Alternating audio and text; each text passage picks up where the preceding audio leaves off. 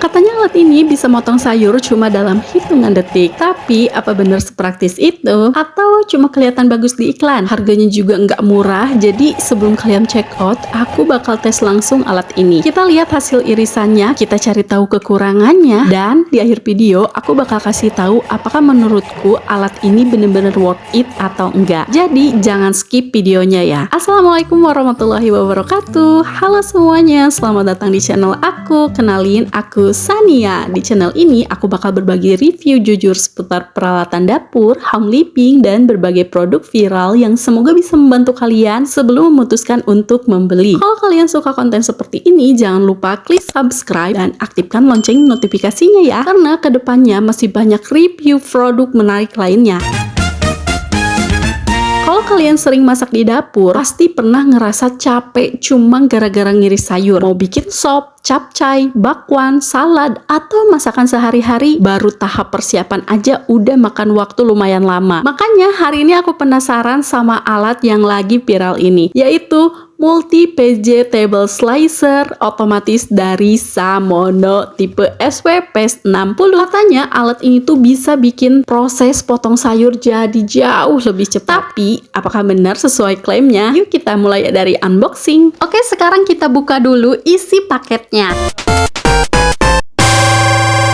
Hal pertama yang aku perhatiin, produk ini dikirim menggunakan double kardus yang cukup tebal. Jadi, menurutku ini bisa membantu melindungi isi produk selama proses pengiriman. Pas aku terima, kondisi kardusnya juga masih rapi. Nah, sekarang kita buka kardus utamanya. Begitu boxnya dibuka, di bagian paling atas langsung ada buku manual atau petunjuk penggunaan. Menurutku ini cukup membantu, apalagi buat yang baru pertama kali menggunakan alat seperti ini. Selain itu, produk ini juga sudah dilengkapi garansi resmi selama 1 tahun. Jadi kalau misalnya nanti ada kendala yang masih termasuk dalam ketentuan garansi seperti cacat produksi atau alat tidak berfungsi sejak diterima, kalian bisa mengajukan klaim garansi sesuai prosedur yang berlaku. Menurutku ini jadi nilai tambah karena bikin pembeli makin tenang. Nah, sekarang kita lihat isi di dalam boxnya. Jujur pas pertama kali lihat tampilannya, menurutku cantik dan estetik. Warna beige-nya terlihat bersih dengan desain yang minimalis, jadi kalau diletakkan di meja dapur tetap terlihat rapi dan modern. Di bagian depan juga sudah ada tempat untuk memasang mata pisaunya, jadi proses mengganti pisau nanti tinggal disesuaikan dengan jenis potongan yang kita inginkan. Nah, selanjutnya kita mendapatkan 3 jenis mata pisau berbahan stainless steel wood grade. Masing-masing punya fungsi yang berbeda, mulai dari irisan tipis, potongan bergelombang, hingga parutan atau irisan yang lebih kasar. Nanti kita coba ya satu persatu saat sesi pengujian. Kemudian ada wadah penampungnya, jadi hasil potongan sayur bisa langsung masuk ke wadah ini dan tidak berantakan kemana-mana. Berikutnya ada pendorong bahan yang berfungsi membantu mendorong sayuran masuk ke dalam alat. Nah, yang aku suka lagi, lubang masuknya itu cukup lebar, sekitar 120 mili. Jadi,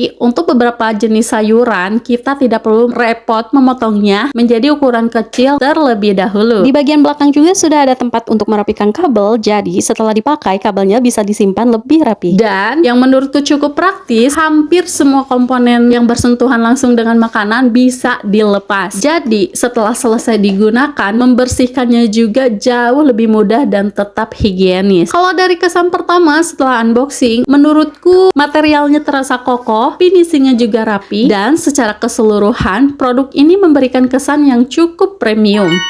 Nah, sekarang kita lanjut ke bagian fitur dan langsung kita tes performanya.